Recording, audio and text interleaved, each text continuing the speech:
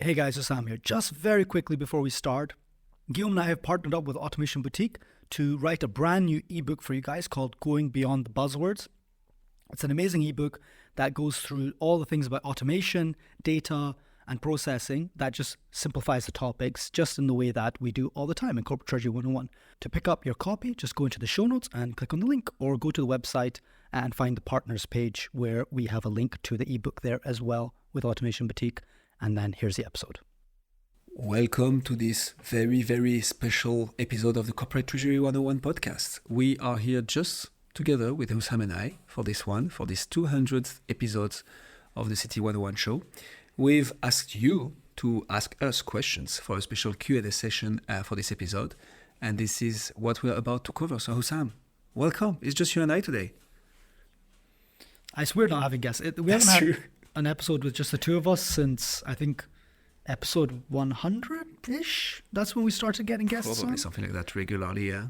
Mike was what, episode 60 or something like that? Like it was 4 months after And starting. there was a gap in between. True. There was a gap in between where we was just two of us again. But yeah, it's not been the two of us in a while. I'm happy to be here with you, Hussam. That's I love being here with you as well, Gil. This is intimate. absolutely lovely. All right, so we received some amazing questions, and let's dive into them. So how about I ask you the first question, Hussam? So this is a question about us, actually, about Corporate Treasury 101. So the whole question is why? What makes you want to do Corporate Treasury 101? Where do you see the future of the podcast going in the future? Sorry, convoluted to report it, but asking them anyways and looking forward to the answer. So what do you think, Hussam? What makes us do Corporate Treasury 101 and why are we doing that? Well, I mean, let's give the story first, right? We do this podcast because, Guillaume, your background is in corporate treasury, right? So that's kind of what got us started. What kept us going was, well, we wanted to make the podcast as big as we could. And we knew that the number one rule to making any podcast grow is consistency. So we kind of have to keep going. No choice anymore. But I think also, I think a lot of people thought, and we thought as well, or we kind of just trusted, but didn't really have the answer to how are we going to get to 200 episodes. But topics just keep coming up. There's new interesting topics. We keep finding new guests that have a different take. Every new guest that we have our pre-brief calls with has a specific topic. We're like, oh, we haven't covered it from this angle yet, and we haven't covered it from that angle yet. Oh, we didn't look at it from this perspective. And somehow topics just keep coming, or interesting conversations just keep happening. And then that momentum of just, we haven't talked about, layered hedging, which I know there's a topic we're going to talk about today before. We haven't talked about virtual accounts before. Things are still coming up 200 episodes later. In a niche such as corporate treasury, being so specific, I think it's just a broad remit to the field overall, which allows us to just keep going and keep finding interesting conversations. 100%. Couldn't agree more. Yeah, and the part you said about everybody has a different take on it, well, it's a bit like math for certain aspects, right? There are some certain base principles of treasury that it's just once you know it, it is what it is. Foreign exchange risk management is something we've talked a lot on the show with many different guests, and it's very interesting indeed to see, okay, what does it mean from a corporate perspective? What does it mean from a system vendor perspective? What does the consultant has to say? What does the bank has to say? What does the broker has to say? And it all comes down to everybody has a different story. And sometimes, because it's also about learning about treasury, inspiring about treasury, we end up having maybe a story that hits a certain brain center more than another. And that makes the whole magic. So we keep on learning even after talking, I think, for a good 15, at least a good dozen episodes about foreign exchange risk management. But also I was surprised to see how topical treasury can become. When I started in March 2022, it was about explaining corporate treasury, right? We were at the very beginning of a hike and rise in interest rates.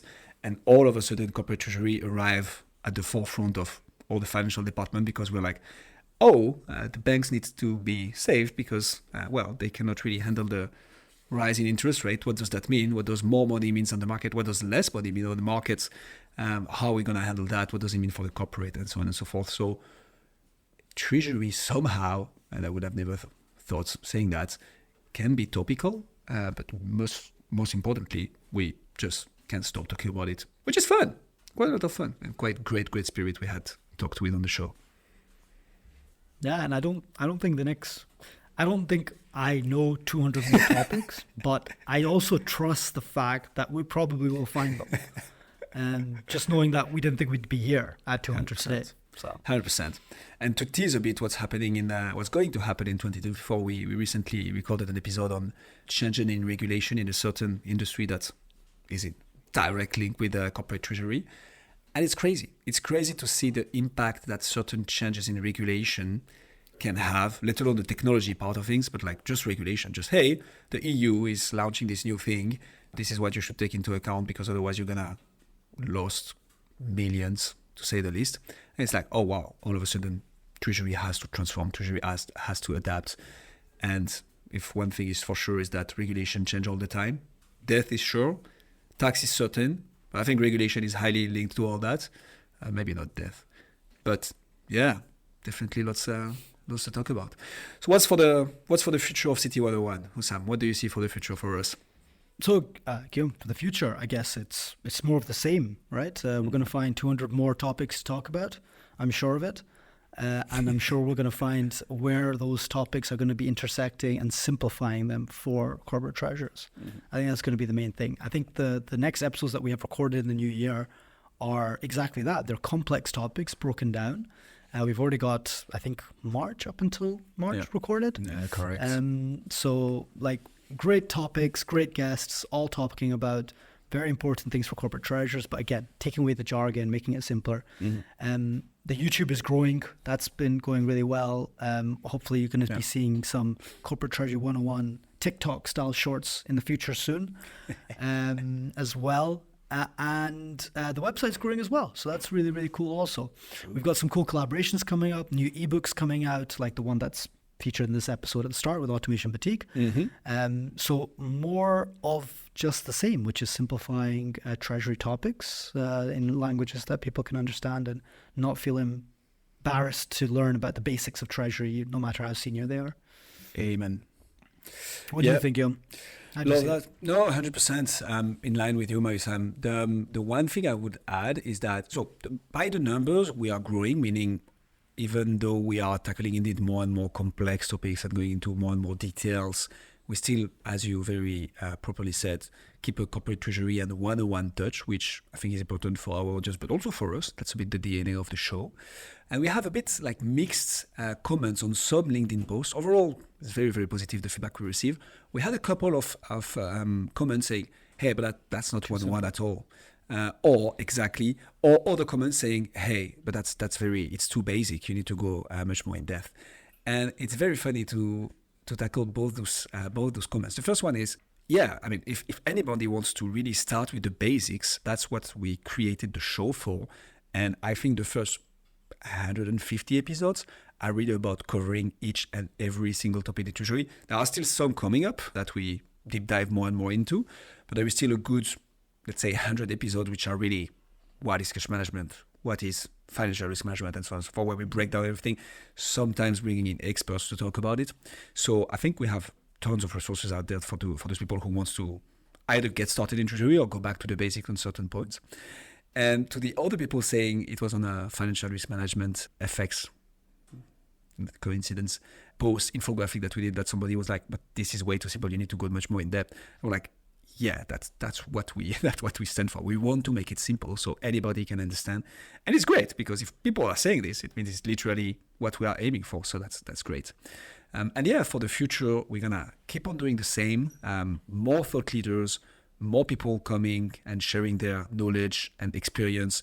I think one of the great benefits of the podcast, we're going to reflect on it a bit at the end of this episode, but is that we get access to the greatest minds of treasury to come and explain us some stuff and tell us their story, which is absolutely amazing. It's going to be more of that in 2024.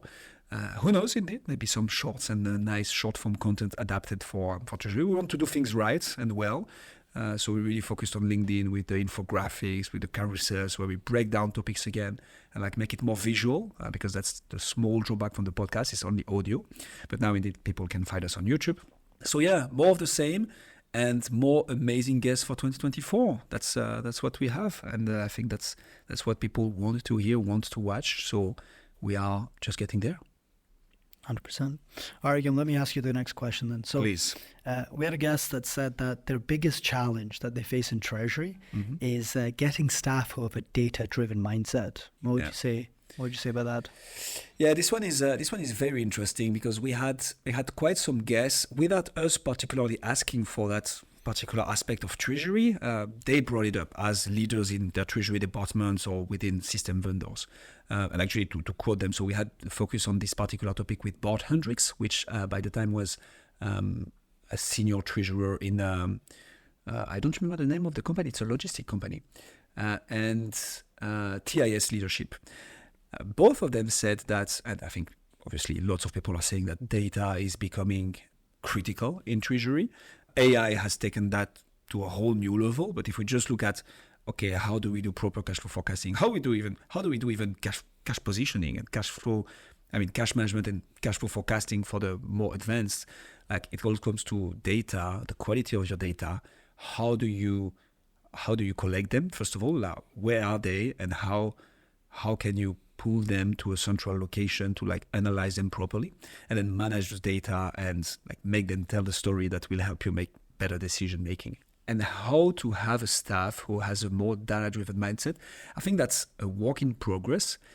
We had some interesting thought leaders talking about the fact that it might be sometimes more interesting for a treasury department to look for data analysts that they would train in treasury management rather than training treasury managers or finance professionals with data management, which is a very interesting take because like data is becoming so critical, and it's good to have somebody in your team who is like, you can go to them for anything related to data. And I like that, and it means like more challenges for treasury professionals that they need to upskill in that particular aspect. But that's good, and that's good stuff because you get to learn.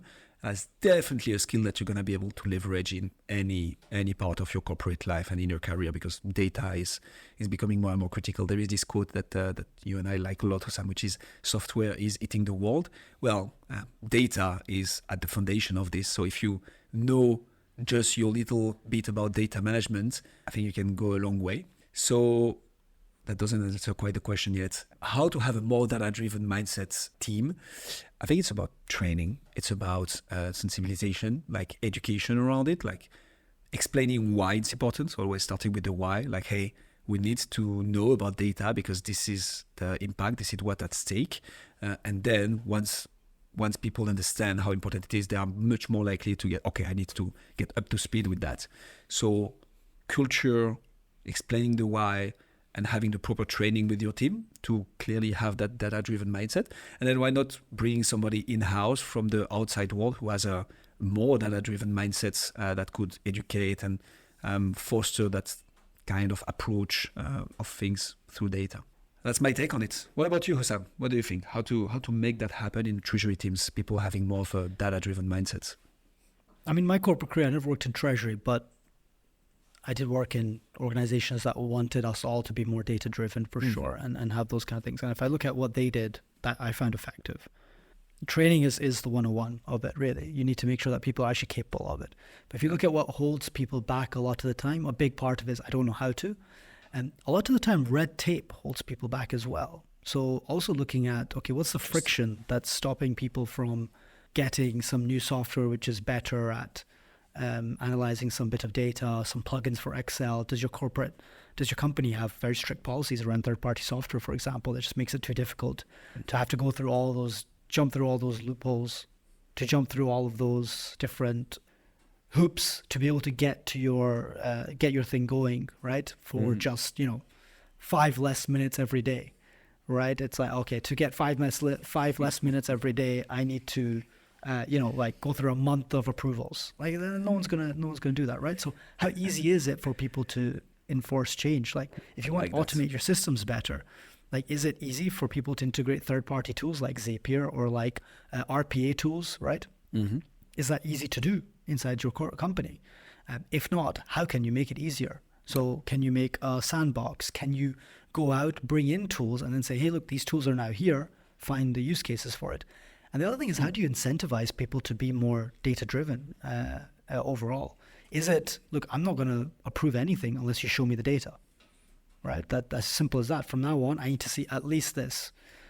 Clarity is a big part of anything that you want out of your team.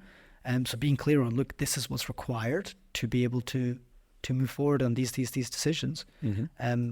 Which goes back to your point about the why. Yeah. I think that's super important as well. So enabling your team and figuring out what's slowing them down from doing it. Is it they don't know how to? Is it they feel like it's too much effort? And how do you simplify that? Is it because they don't have the tools and they don't want to go out and find the tools because they think it's going to be a big deal to bring? Because we're talking to corporate treasurers, right? Corporate treasurers are working on multi-billion-dollar companies most of the time. Yeah. Those multi-billion-dollar companies have governance.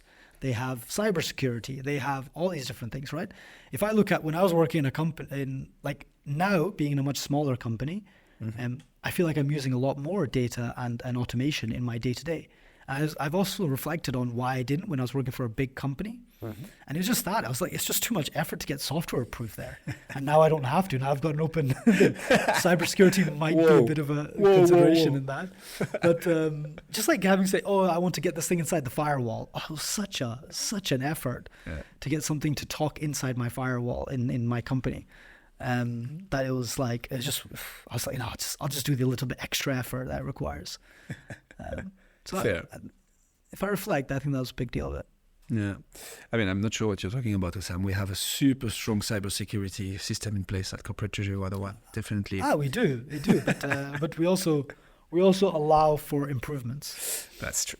That's absolutely true. And that's it, right? Enabling it. I think that's the key thing. I think everything that we do, we talk about it. We're like, yep, it looks good. Let's spend the money and let's implement it. So I think that's why. Yeah, particularly like your take on how to incentivize that. I think that's the right approach for that person asking the question. Really, really like it. Let me ask you the next question, Sam. And it's actually I think, a quite technical one. What is the value of virtual account management, and can treasury teams in-house in function? Yeah, so I have no idea. Just Perfect. But in the Corporate Treasury 101 spirit, I actually called up someone I've been working with for a very, very long time now, and we have a Corporate Treasury 101, although they've not been on the show yet. So we have friends at a fintech, actually, in London called Integrated Finance. Integrated Finance is a fintech platform for people to come and build embedded finance tools on top of. What basically they're an API aggregator. So all the different banks that have all their different APIs, they don't talk to each other. Right? They never talk to each other. In fact, what Daniel said to me off the recording, and I wish I had caught this in the recording with him, he was like, Deutsche Bank and Barclays are both building APIs, but they're not talking to each other. In fact, it's the opposite. Deutsche Bank is continuously looking at Barclays API, for example, and saying, how can we make ours better? Right? Really? So not only are they going in different directions, they're looking at each other and trying to one-up each other all the time. So there's just no standardization in APIs. So Integrated Finance solves that problem by building all those integrations and then having one API that treasurers, for example, can integrate into their system. But Daniel gave a really, really good explanation of this, and here it is. This is how we got into podcasting overall and started our agency and everything like that. As we're running for like a year and a half, etc., where we talk about corporate treasury, which my business partner, he was a consultant at PwC in treasury. And so we've had that running for a really long time. And for our 200th episode, we thought we would do a Q&A. And one of the questions came up was this virtual accounts question for corporates. And there was a couple others that we had no clue what the answer to that was. And so we thought, okay, tell you what, let's call experts and make like a mashup episode, like answering each of the questions. So there's one on hedging, on FX, and et cetera, et cetera. So we called up someone that we know, a broker, FX broker, is doing that. And then we got the virtual accounts one, and we're like, who could we know? And then we said, well, IF does virtual accounts issuing, or does part of their integrations, as all the work I've been doing with you guys has demonstrated. So I thought, why not message you, Daniel, and ask you about it, if you'd be comfortable to. But what are virtual accounts? Because I actually don't know. I just sent you the most boring blog I've ever done.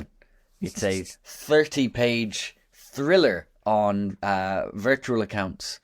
Okay. It's probably the deepest topic I've ever bothered to dive in that wasn't Lord of the Rings. So virtual accounts in my industry is really a bastardized tool to make like a bank. Hey, look at me, I'm a bank because I've given you a virtual bank account. Where they originally stem from was large corporates who had a a real pain handling their accounts receivable solutions. So imagine you had a huge bowl and everyone owed you a penny. A million people owed you a penny and everyone tossed their penny in. And then you had 999,000 pennies. And so you're missing 1,000.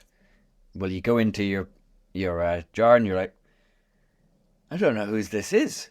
And so you'll that was effectively what's happening to large corporates on invoicing. So you imagine, I don't know, let's say you're Coca-Cola and you've got 35,000 distributors in Europe. And so they all have to pay you for whatever reason. Humans are humans. Pay early if they're hyper-organized. They pay late if they're disorganized. They pay on time if they're regular organized. They overpay. And some people are lazy, don't read the invoice. Some people miss the tax. Some people underpay because they're stupid. Some people underpay because they don't actually have enough money. Some people don't pay at all because they're forgetful or dishonest or just a human. And so at scale, having all of this cash pile into one bank account is almost impossible for an AR team to reconcile. So what these guys were doing is they're setting up hundreds of bank accounts for different jurisdictions. Now that helped solve the problem, but the cost of maintaining all of those bank accounts it wasn't worth the pain, and it really wasn't a scalable solution. So whilst I don't know the specifics around how it happened, something tells me an FD at Apple or BP or Coca-Cola went, Mr. Bank, this is a pain, fix it or I'll leave. And one of the banks went to their chief technologist and said, we can't lose Coca-Cola, we'll be fired, so fix it. And so what they came up was with this idea of virtual accounts. And really just they're accounts that don't hold balances effectively. Think of them like forwarding rules on your emails. Imagine you're a small company and you want to look like you're a bigger company. So when you sign your first customer, you email them the invoice from finance at mrwhatever.com, but it's really from me. And when they don't pay, you get your sales team to chase them, which is me again. So I send the chaser from sales at whatever.com. And then when my customer doesn't pay on time, I better get out the big boys. So I put debt collectors at blah blah.com. But it's me sending those 3 emails. Virtual accounts are exactly the same.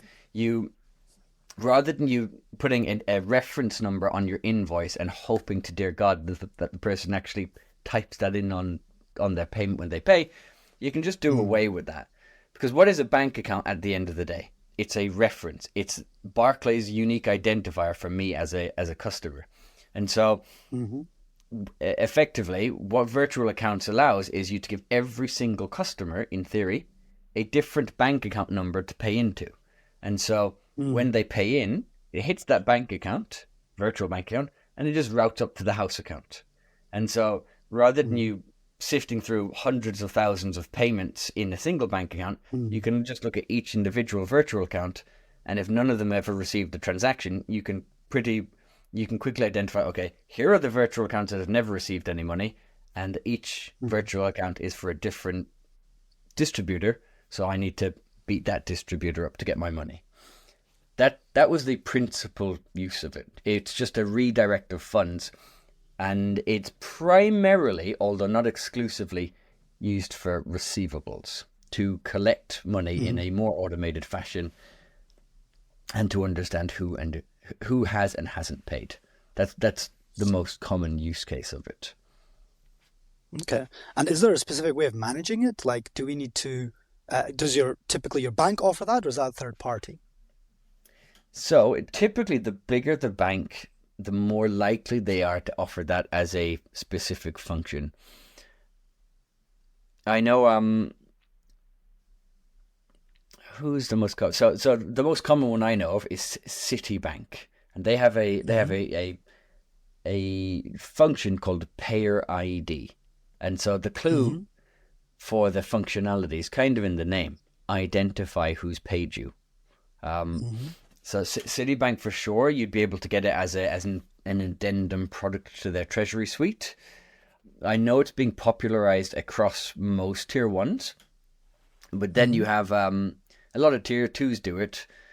Tier 2s tend not to have the same treasury requirements that a tier 1 customer would, but often it's the fintechs. It's It's the non-banking financial institutions that will want to use it from the tier 2 banks. And the very simple idea is when you register a user, you can say, here's your user bank account. This is exclusive to you. Some fintechs have gotten very snazzy and they can actually send money out through the virtual IBAN, whereas most just use it as a receipt tool. Technically, it's a challenge to do it on the outbound, but also there's all sorts of money laundering risks because you're effectively allowing a less well capitalized financial institution with major incentive to onboard customers that you shouldn't to act like a bank. And you wouldn't really bring that in-house then, right? That would be something that your bank would provide you, but as a corporate, you wouldn't bring that in-house, or would you? If you're very large, you might. Again, Okay. most corporates will use their bank for everything, but at scale, and you need to be truly large for this to be enough of an irritant for you want to own the project, but to own the process. But you may opt to work with a Swift bureau, and so they'll do a lot of the connectivity for you. A lot of the big ERPs will also offer this service for you as well. Usually SAP consultants or SAP have an ecosystem of consultants around them, and those guys love charging a pretty penny for consultation and execution of the implementation and execution of virtual IBANs. It would be rare that you would want to own it. You'd have to have such a large number of people paying in. You'd need a very large accounts receivable team.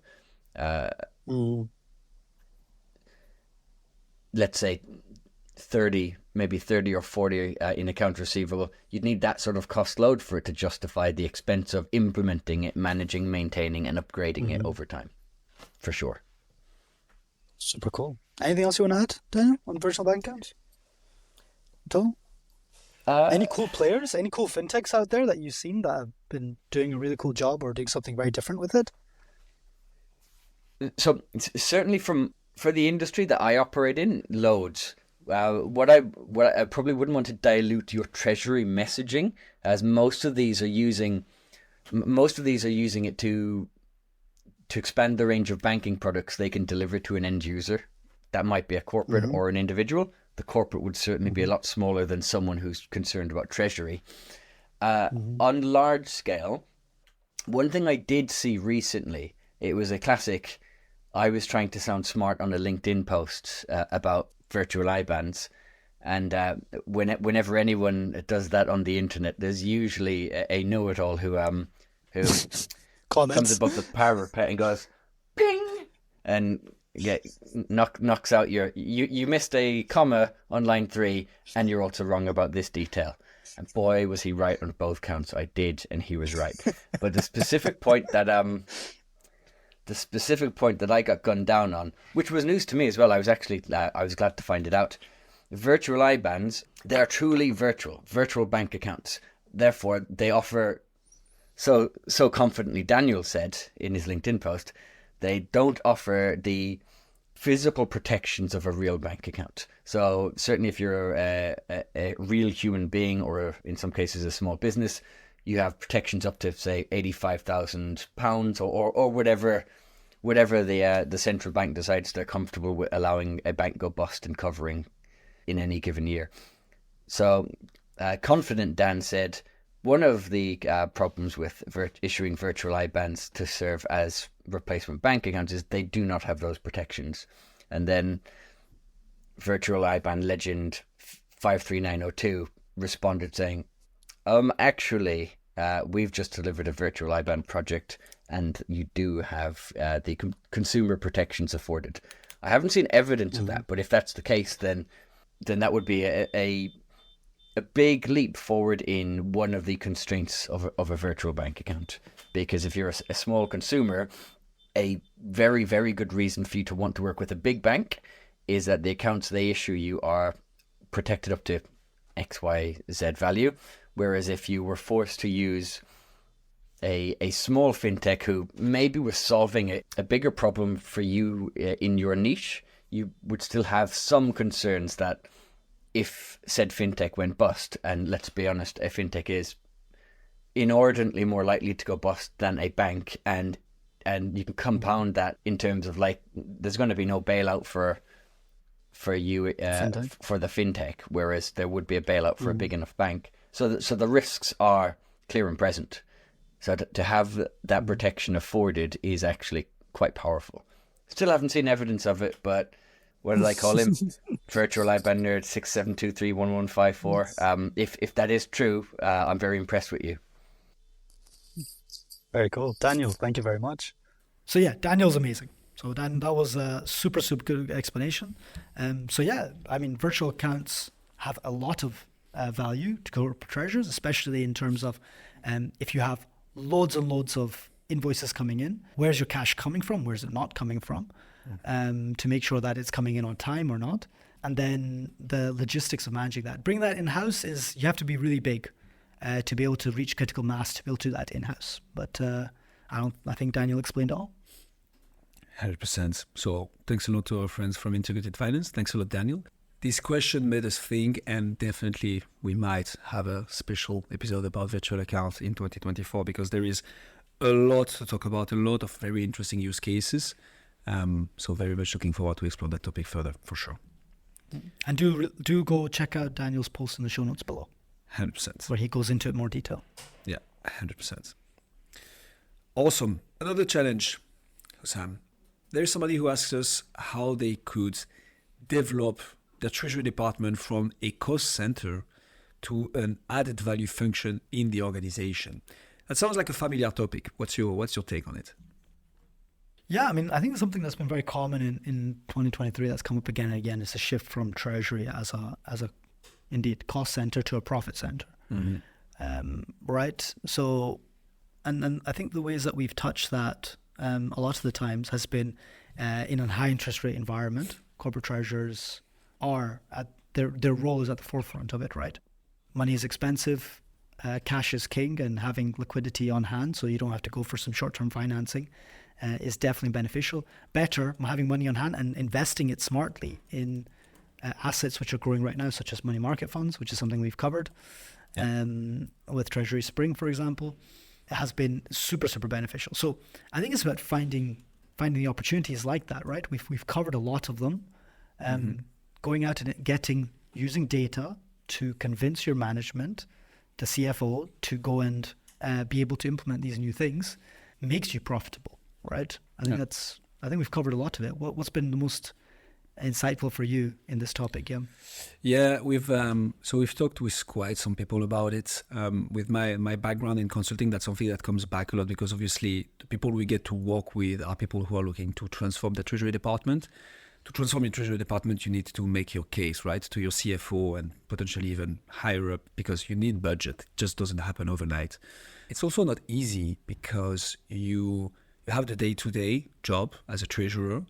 I think there is not a single person that we talked to in Treasury that told us that they have a big Treasury Department. It's always a small team compared to the size of the organization, which also means that you hold a particular high responsibility when you're one of those team members, because you're like, when you manage a multi-billion-dollar company's cash, it's like it can be critical.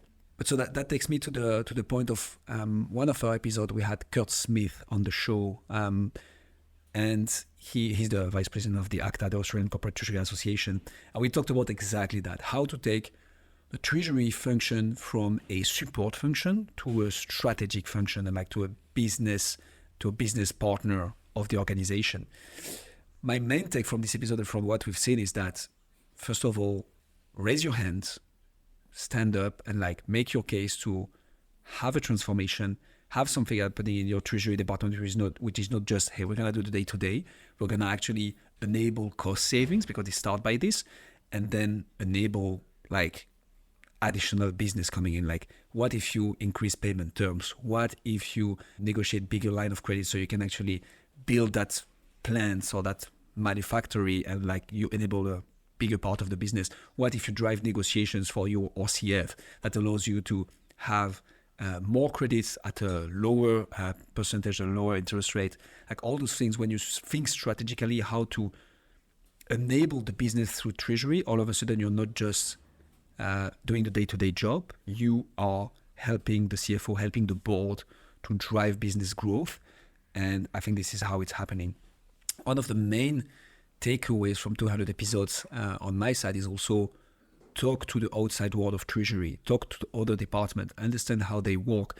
That shouldn't be only the group treasurer's job. Of course, the person at this position usually does it because he or she has to talk to the CFO, talk to the tax department, talk to the legal department. But as a treasury manager, as a senior treasury analyst, just go there, go to the procurement department, understand how they work, understand how they do contracts, how they do invoicing, how you can help them.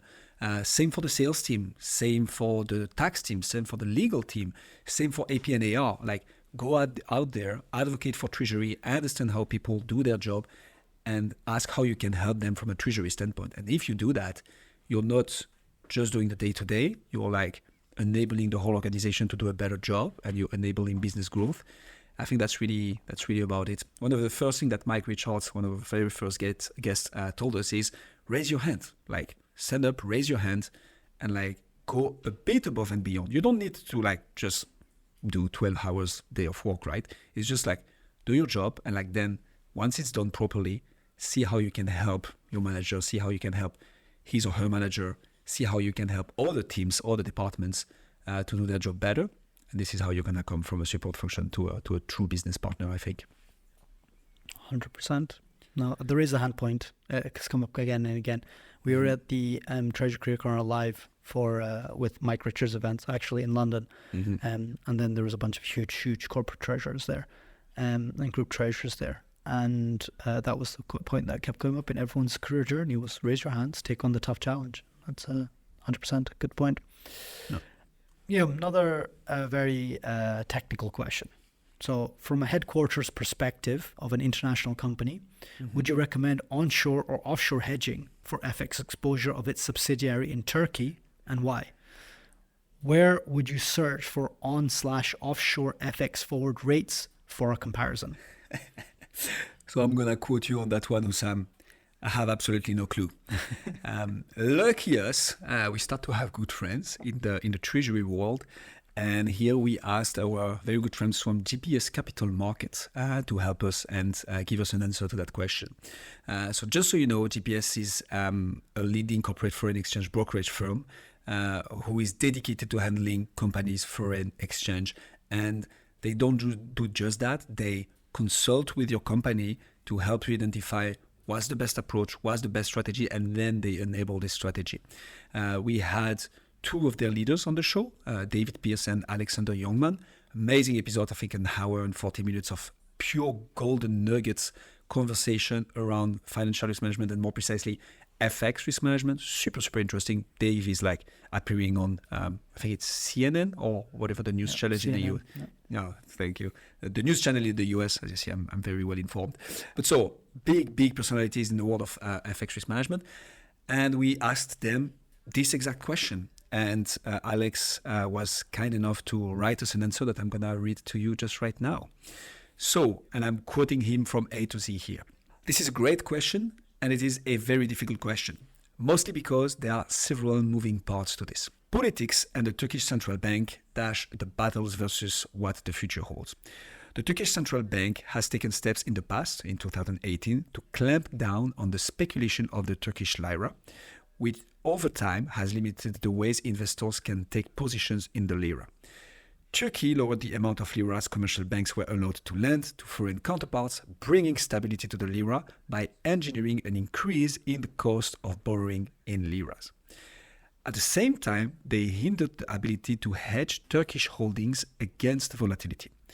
The offshore market has been restricted over the past years.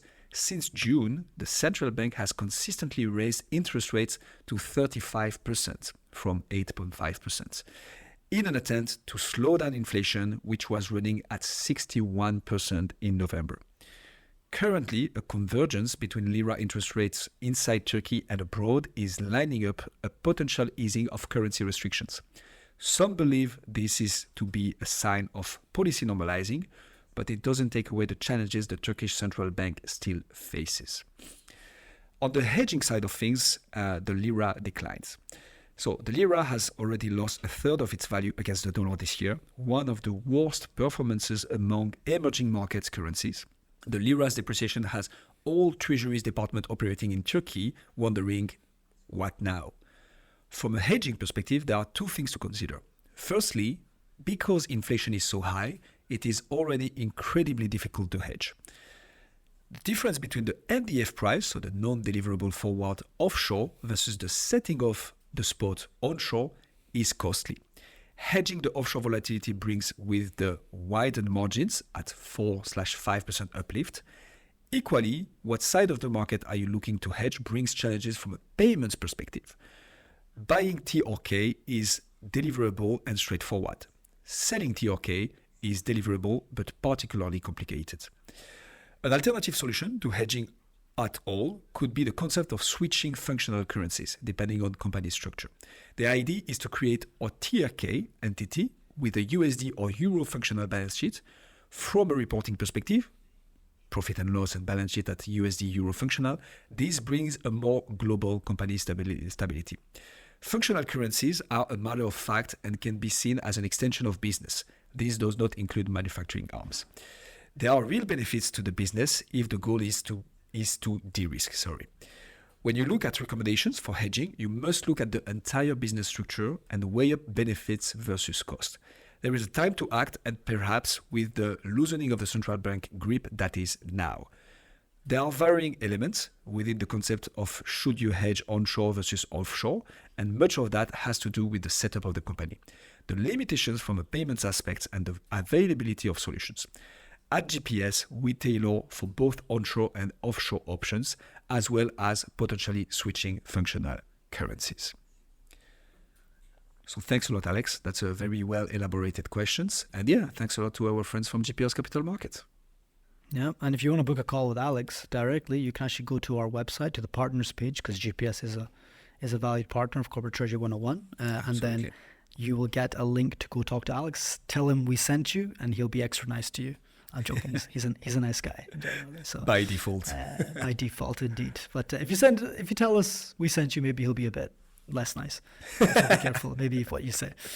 No. 100%. Cool. Awesome. Hussam, another question for you. Why is there no open access knowledge center /resources, e.g. on YouTube, on how to use TMS software like most SaaS companies offer? Oh, that's a tough one. I don't know why there's not. So I think TMSs have recently come into the SaaS model, right? Maybe a little bit lagging versus the other software event players. Like with everything, Treasury is not the first to do anything, right? So it's been a common thing. So I think that probably there's just a lag of it, and probably the big TMSs will issue them in the future. But I think also TMSs are a little bit niche, and why would you, if you've purchased a TMS, I guess the TMS provider will probably only look to provide it to you. And if you're a big enough company that you need a TMS, you're probably big enough to also just call up the TMS company and say, hey, give us, can you explain this? Or you probably have an account manager. That doesn't really help people looking around the market. They just kind of want to see what the GUI looks like. What does the interface look like? Is it something that they want to buy versus something else? So maybe they don't have it. They have a bit of a disadvantage there. But there are fintechs. I mean, the cash flow management apps that are coming out every second day. I have seen some of them. Guillaume and I have a running joke that we keep seeing new ones all the time, and that we're in the wrong business if we didn't make our own. But since everyone else is, I have seen them do that. So in the traditional way. So just in case anyone's wondering what we're talking about, most like SaaS, software as a service companies out there, like they just post on YouTube. Oh, here's how you add another whatever into your software, right? And you kind of see people like clicking through the screens, and they've got the instruction videos and everything like that. And apparently TMSs, the big ones at least, aren't really doing that. So I would speculate it's a lagging effect. And again, if you're getting a TMS, you're big enough to have an account manager, and the smaller ones are doing it, from what I've seen at least. Anything you'd add to that, Guillaume? Yeah, a couple of things, but couldn't agree more with you, Sam. The other thing, but that comes from my time as a consultant. One of my first projects was actually a system selection. And in those particular processes, you would get a demo from the different vendors. So I think back then it was 5 vendors invited in the RFP.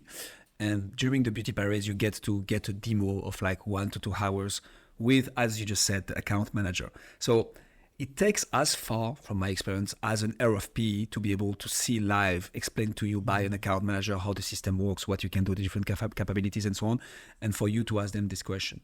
We had with our AI Treasury newsletter, we had an article about Kiriba's one of the Kiriba's function. They were experimenting with large language models, and so they released something which is the large language models for treasury requests using the Kiriba API. And in there are some like videos. I think it's like, I'm watching it right now, it's 4 minutes 30 video of how the system works, but for that particular function. So point being, indeed, we have not seen it so far. I think it could be super interesting as we try to broaden the treasury knowledge overall, like getting anybody who's not really aware of what a TMS is, or like has always been working with, I'm going to name one, so Kiriba to continue, but is about to take a role in a company that uses one of FIS products, or Nomentia or SAP or whatever. I'm just naming as many as I can just to show that it's broad and there are many systems out there. I think it could be super interesting. Like, I would have been personally interested as a consultant back then to have like either 1 hour or 10 hours like breakdown of each functionality in a TMS, accessible online. So definitely something that can be implemented on the market. Who knows? Maybe that's something for City 101 to look into in 2024 or maybe 2025. Let's see. So yeah, definitely lots of interesting stuff to be done still. But to finish on your last point, Hussam, yes, it's funny to see that the new joiners in the market, the one providing like not ad hoc solutions, but like very niche, very specialized solutions, typically cash flow forecasting or cash visibility, are indeed much more keen on showing how their tool works, because I think also they are less established at the moment compared to the bigger ones. So they want to advertise their product and see and show how it works, which makes sense. But definitely an interesting thing to tackle. Yeah. So that wasn't sort of why, but definitely there should be more. Yeah. Nice. And then I think we're coming near the end. So let's take one more from here. Okay. So fostering awareness, interest, and curiosity about corporate treasury in graduates. That's a big challenge that someone mentioned that they have. Yeah. So how would you tackle that, Guillaume? Yeah, and it's a very interesting one. And to top it up, that's what a lot of group treasurers were telling us about, like how hard it is to recruit young graduates in treasury, because you have close to zero or very little training on treasury matters at university, even if you do a finance degree. And what that means is that actually treasury departments don't really recruit young graduates. They're more going to recruit like as of senior treasury analyst, somebody who's been trained in cash management at the bank or overall in any topic at a advisory firm, or even maybe system vendor.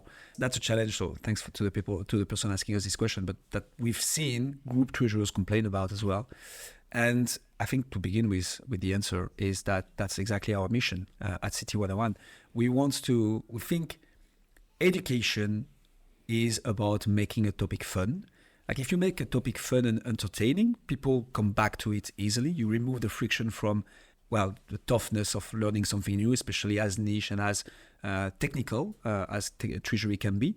So that's definitely one of our mission, like fostering awareness, making it simple, making it entertaining so people can join in more easily. And then honestly, we have to throw flowers, or whatever the English expression here, Hussam, at certain people doing a great job at it. We've been to Eurofinance, and there was I don't remember his name, but we're gonna put his name in the show notes. Who's a teacher at university in Italy, I believe, and he's like spreading awareness about treasury, and he's like advocating to have a dedicated module into a finance degree about treasury. There is this Vrije Universiteit of Amsterdam, who is also having not master degree, but here again, a very in-depth module about treasury. So we are starting to get there. We've we're working a lot with the AFP lately, and they are very strong on that as well. Like partnering up with universities to, again, foster awareness, but also say, guys, there is like real career opportunities in treasury. Like if you arrive as a 22, 23 years old young graduate with treasury knowledge, you're going to be welcomed with open arms in treasury departments. And I mean, to say the things, there is quite a good money to make. You can check out the treasury salary survey of Mike, who's releasing it on a quarterly basis. Like, it's good money. It's a great career. So definitely, we're not there yet. Some universities are doing it well. Some associations are pushing through to like partner with universities and so on. And on our side of things, on City 101 side of things, we are trying to like make it fun, make it entertaining, putting it on channels that treasury is nowhere to be seen so far. So YouTube, typically, having a podcast about it, some nice infographics. So yeah, getting there. And I think it's going to take a collective effort. Maybe the last part of the answer is treasury associations, like the ATIB, I'm thinking, the IACT. All those treasury associations have some form of treasury education that they try to push. And it's going to be a collective effort for sure. Treasurers raising their hand again to like go to universities, go to student associations to like push this particular topic. What's your take on it, Hussam, who have seen it also from an outside perspective for like more than a year and a half now? No, I think everything you said is pretty accurate. I think the people don't really know treasury as a career when they're at the graduate level. So I think that's the big thing. So I think it's a brand question or like awareness question. And maybe treasury needs a bit more marketing or needs a marketing department as a industry. But I will say the AFP, having spoken to the president of the AFP privately, Guillaume and I have a few times now, that's exactly what they're trying to do. And I see them doing a really good job of trying to do that. And maybe just to call it, I mean, if anyone knows any universities that would like accreditation from the AFP, I know they're looking to do that. So if you have a university or your university that you studied at and you think, hey, look, it would be cool if this was accredited by the AFP, reach out to us. We'll put you in touch with them. And you can get your university business course or finance course accredited by the AFP. And they're really, really interested in collaborating with more and more universities to tackle exactly this thing. So yeah, reach out to us, treasurepodcast@gmail.com, still works, or the submission form on our website. Yeah. And yeah, we can put you in touch and your university in touch with the AFP to go and get accredited to be able to build that funnel of graduates coming into Treasury and being more aware of Treasury. 100%. Amazing. I think that's it. Quite some amazing questions. A few others that we could not cover in this very episode. We have to keep a bit of time for the reflect on the year 2023 and 200 episodes. So what's your takeaway, Hussam, as we reflect on 200 episodes and 2023, which has been quite a year for City 101? Yeah, I think the appetite for Treasury is there. I think that's my main reflection. People want to listen to Treasury podcasts. I think our stats show that. You're going to share those in a little bit about the numbers, being data driven, of course, as we are as a podcast. So I think the appetite for Treasury is there, which is really, really interesting. I think it was the first time, this year was the first time we met fans face to face. Guillaume, at different events. We attended conferences and events this year. At each one of them, we were actively recognized as, you guys are the guys from Corporate Treasury 101. True. That was super, super cool. So if you guys ever do see Guillaume and I, or I, running around in the streets of, I don't know, wherever we end up at whatever time we are, we seem to be around Europe quite a lot. Next year, hopefully in the US as well for a few different things. Please do come up and say hello. I think that we found that really, really fun at Your Finance, at Treasury Career Corner Live. Yeah. Generally as well, walking around the streets of Portugal. So it's been a really cool journey in that regard. I didn't think 200 was just so far away when we started. True. That I never thought of it. Being here is a bit surreal. It's a bit weird. And here's to 200 more. Yeah, 100%.